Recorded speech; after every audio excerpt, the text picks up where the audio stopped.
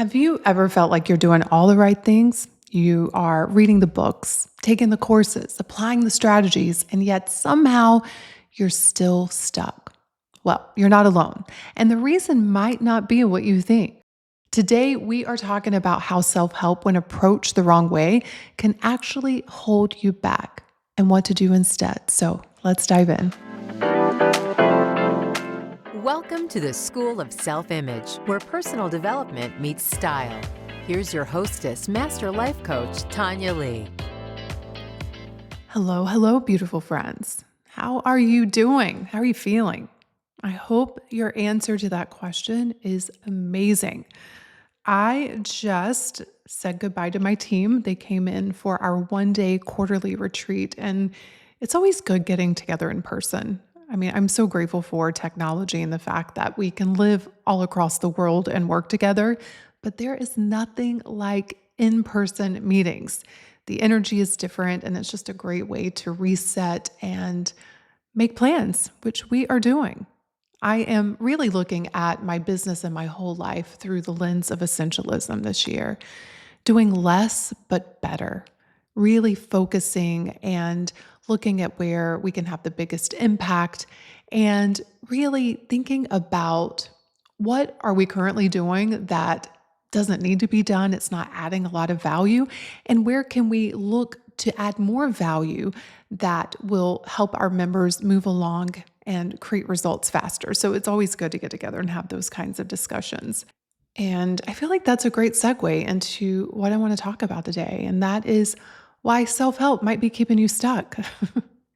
And the reason why I am recording this episode is because I had a woman reach out to me recently on Instagram. She left me a DM, and she had joined the membership about 4 months prior to her reaching out to me.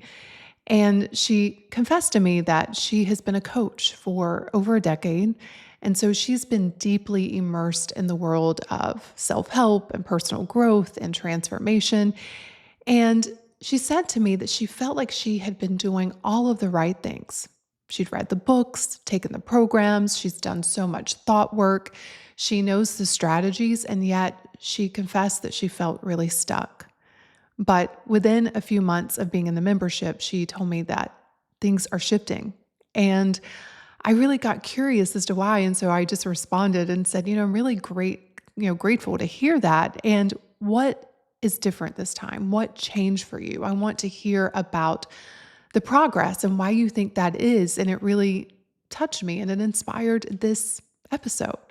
And so I hope that her wisdom might be exactly what you need to hear. If you're someone who's been in the personal development space and you're still thinking, I just don't feel great. I feel like something's out of alignment. I feel like I'm not making progress. I hope that this episode will give you some tools and some perspective shifts to help you get unstuck. So the first thing she told me was that she has felt this pressure to go bigger in the personal development space. And specifically, I think when you're a coach, you look around and you see all of these coaches talking about like make your next 6 figures and grow to 7 figures. And it can be very easy to forget why you started in the first place and to begin to focus more on profit than people. Now listen, profit's important when you're running a business. I'm not going to sit here and say it's not. And I am all for everybody having the money and the abundance that they are wanting in their lives. But when you are just chasing money, or you're chasing other people's versions of bigness, of success, you can start to feel out of sorts. You can start to feel that misalignment. I've definitely been there in the past. I've talked about it in the membership at length, and I've even done a couple of podcasts about how I got out of my sweet spot. I started to pay more attention to the external world and what people were saying I should be focused on, and I probably put my faith in people that their version of success was different than mine. Now, I'm not here to bash anyone. Everybody gets to have their own version. But I know I am happiest when I am focused on certain things. But in the personal development space, in the self-help space, there is this pressure to go bigger. Now, here's the thing. I do believe in constant expansion. I think we are most fulfilled when we are growing, we're learning, we're creating. I think that's what we're here to do as humans. But if you're trying to expand into things that aren't for you, that really don't align with your values, that don't really light you up, it can feel very, very empty. And so when we redid the membership this past year, well, we just launched it at the beginning of the year, the new membership, but I made some tweaks to the self image method. One of them being, we used to call it extraordinary goal. And I think that word really, it painted a picture for women that made them think that their goal had to be big, as in, oh gosh, I need to go out there and make $1 million, or I need to, write a New York Times bestseller. Like extraordinary, the way they were translating it, I could see how it was taking them away from their truth. And what I told them is what's extraordinary for you is what's out of the ordinary for you. And even still, that word I could tell was causing women to not, it was getting in the way of them finding their goals that would light them up. And so we changed it to signature goal. Your signature goal is that goal that does expand you, it does grow you. And it's exciting. It's not a pressure to go after other people's version of success, but it is a goal that is so in alignment with who you are, with your truest self, with your values. And that's why with the self-image method, one of the first things that we do is we take members through a deep exploration of their vision and their values. I just went into Circle right before I came on to record this episode. Circle is our new community platform, and I am loving it. It's so good, so elegant. But anyway, that's a different topic. But I saw a woman post in there that she had just gone through the self-image method, and she's like, it shook me in the best of ways. She could see how she has been going after things that were never meant for her. And she was able to get a lot of clarity around what she really wants without the noise of the world. The pressure to be her, not necessarily to go bigger as in what the world thinks is bigger, but what is bigger for her. And so I want you to think about, for you, what does expansion look like for you? What would feel deeply fulfilling on your terms? Because when your growth is aligned with your truth, it stops feeling like pressure and starts feeling like a privilege. It starts feeling like something you're actually excited to wake up and work on, to work towards. Now, the other thing that this lady told me that reached out to me is that, and this makes total sense, especially if you're a coach or if you've been someone who is really into personal development and self-help, you can start obsessing and overthinking every thought. And she told me, I was obsessing about every thought I had. Is this a good vibration? Is this a bad vibration? What am I attracting? Am I manifesting something negative? And honestly, when she was sharing that with me, I got it because I've been there. Because we're told, our thoughts create our reality. And because we none want to create anything terrible, we can become super obsessed with our thinking. But the reality is, a negative thought is harmless if you don't obsess over it, if you don't indulge in it. I mean, it's just a thought. We have so many thoughts in our heads every single day. And I will say, in the beginning of my personal development journey, there was a lot of shedding. There was a lot of awareness to be had. I didn't even know what I was thinking at the time. And so I did spend a lot of time with my own mind looking at what is the root of all of these, feelings that I'm having. And I do think there's a point in every woman's journey where we know the root is the negative thought. We don't have to go back and figure out where it came from. We don't have to obsess over it. And for me, I'm just at a point now where it's like, oh, there goes my silly brain. And just that one thought about a negative thought lightens my spirit. I, feel less resistance to it, and I'm able to move into my sweet spot, not by obsessing and overthinking about the thought, but just by noticing. When it comes to thinking, you have the thought and then you have the thinking about the thought. And I think when you're in self-help, you can spend a lot of time in those two things, thinking about the thought, which can create a lot of anxiety and can make it feel as if you are in this silo of your own mind and you forget that there's this big world outside of you. And so part of my process is journaling every morning. I do love to check in with myself. I love to be intentional. I love to peek into my mind and be like, oh, what are we thinking today? You like it? And then redirecting, like, how do I want to show up today? What do I want to be thinking today? What do I want to believe about myself today? Who do I want to be in this day? And then I set that intention and then I get on with my day. I just get on with my day. And throughout the day, if I notice negative thoughts coming up, I'm like, oh, there goes my silly brain. What did we commit to this morning? I simply refocus my attention on what I want to create, feel, and experience more of.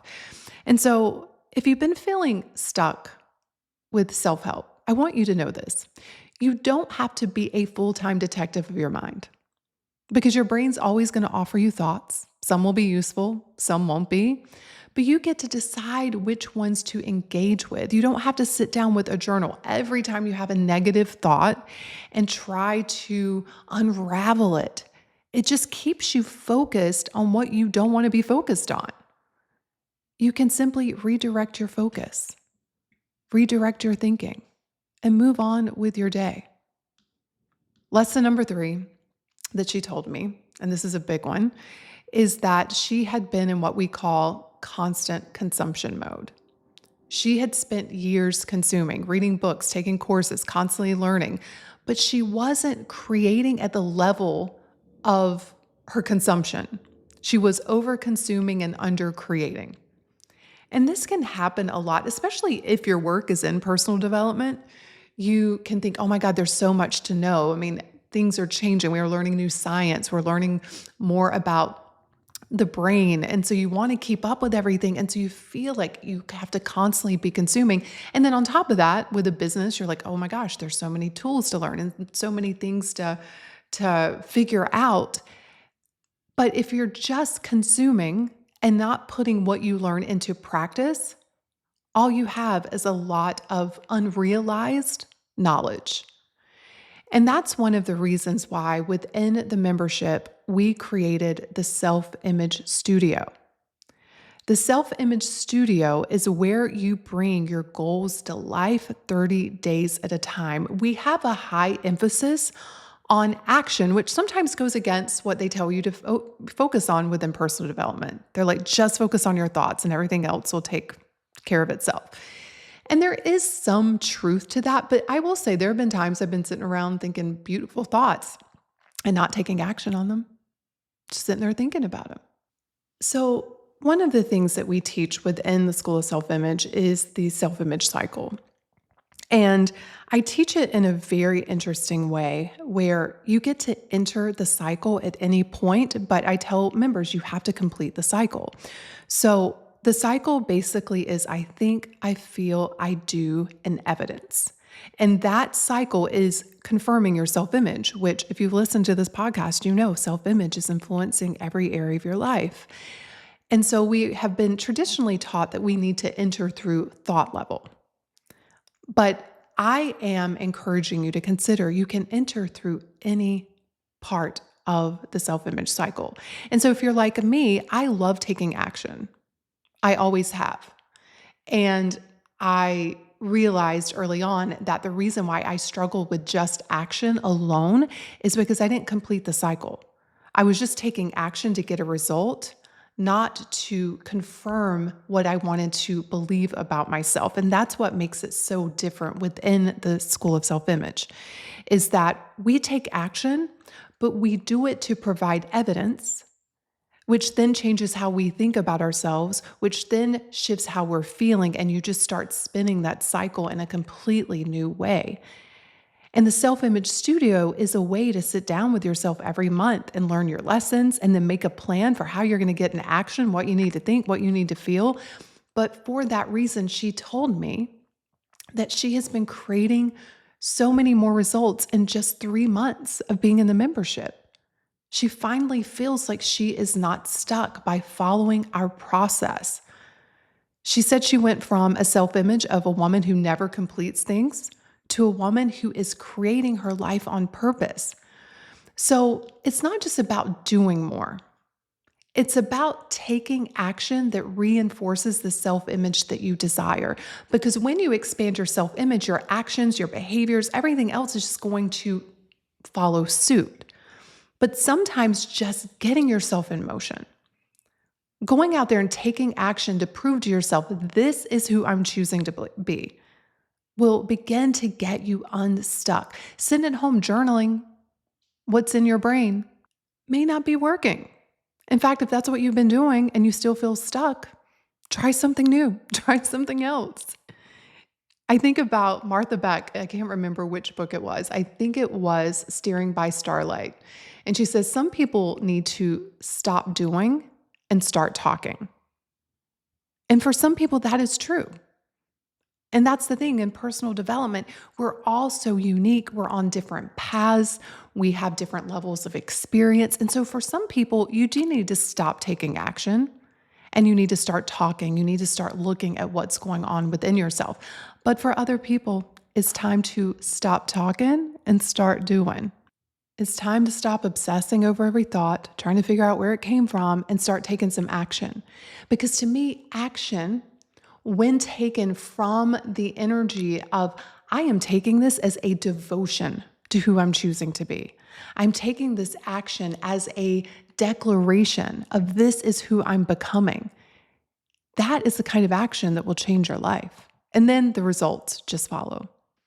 Okay, the other thing that she told me, and I have seen this in my own life, I see it in a lot of people's lives, and it's why self-help can feel so exhausting. It's because you are taking action from the belief that you need to be fixed. Okay, I'm going to repeat that. You're taking the action from the belief that you need to be fixed. And that belief, it will keep you stuck. Because no matter how much you've achieved, it will never be enough. There's always another level, another book to read, another problem to solve. But when you let go of the idea that you're broken, everything will change. You will start taking action from a place of expansion instead of lack. And you will start to feel lighter, more natural, more like you, more joyful. One of the key messages that I drill into our members, and it's at the root of their self-image, is that they are whole and amazing and wonderful. Now what? Now what do you want to do?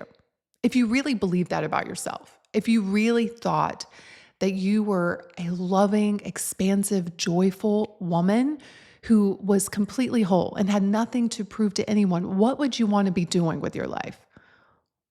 Where would you be focused?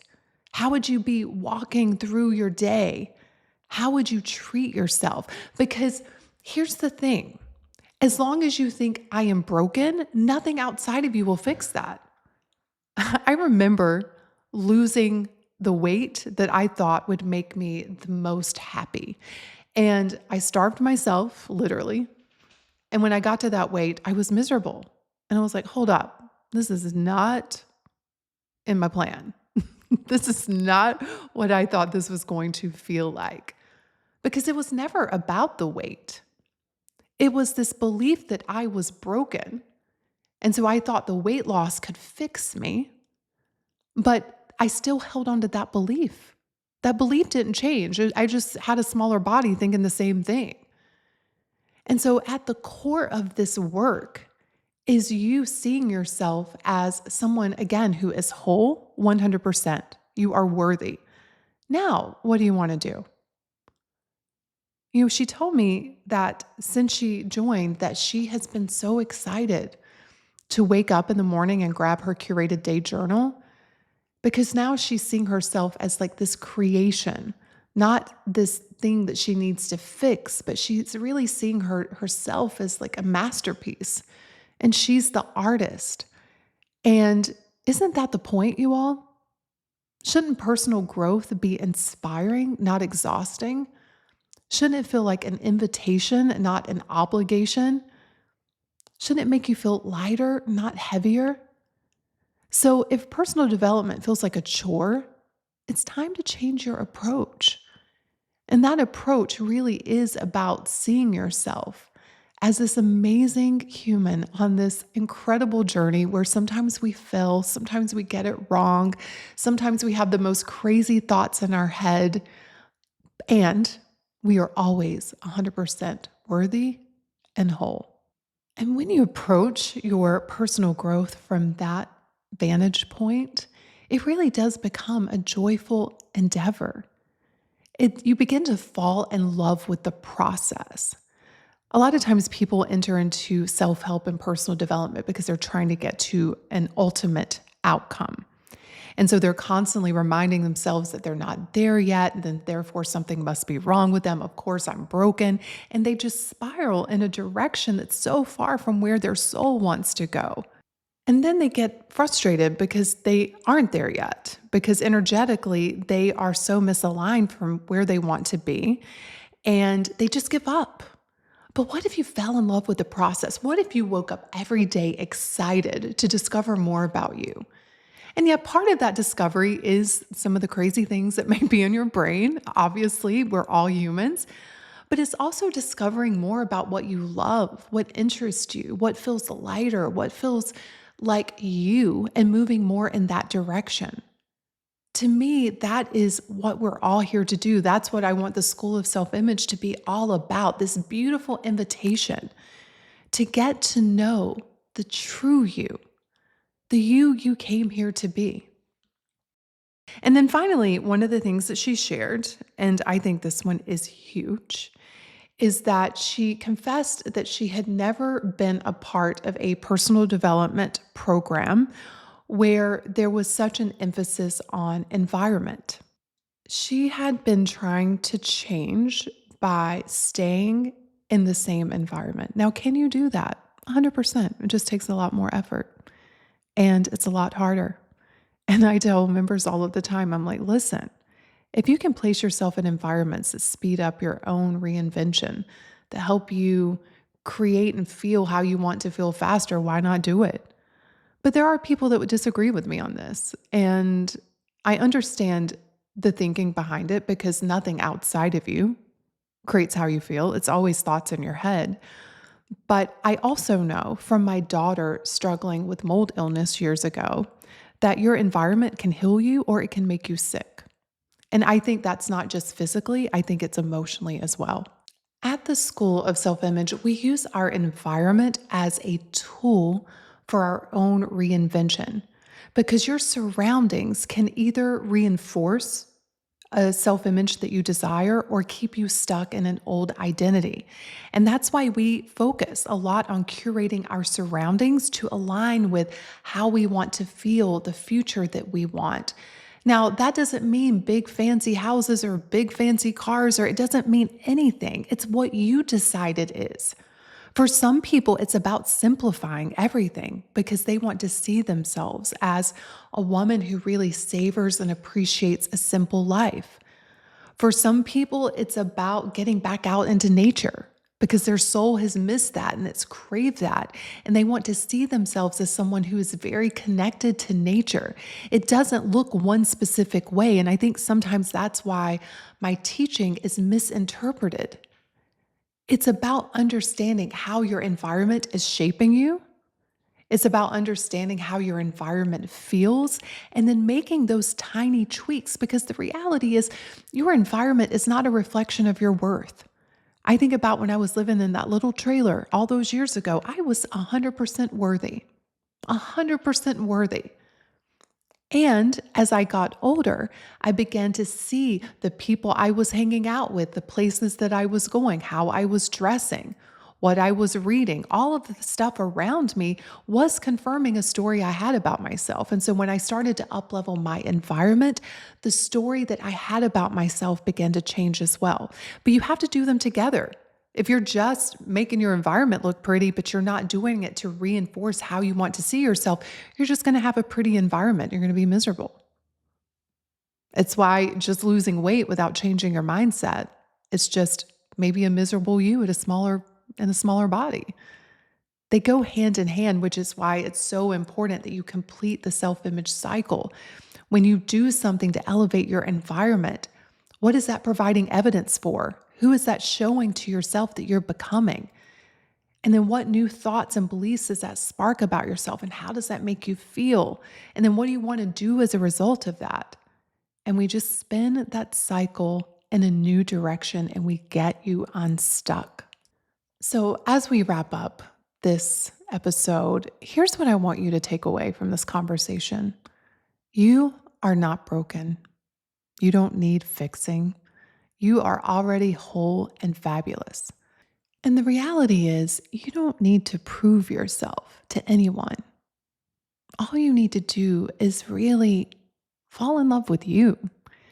Do things that help you become more of who you want to be. Do things that align with your soul. And so, what if personal development felt like an invitation instead of something that you have to do? What if your actions weren't about fixing yourself, but about expressing the most vibrant version of you? And what if your environment and your habits and your choices reflected the self image that you're stepping into, not the one you're trying to escape? So the real question isn't, what do I need to fix? It's, what do I want to create? What is next for me? What am I excited to step into?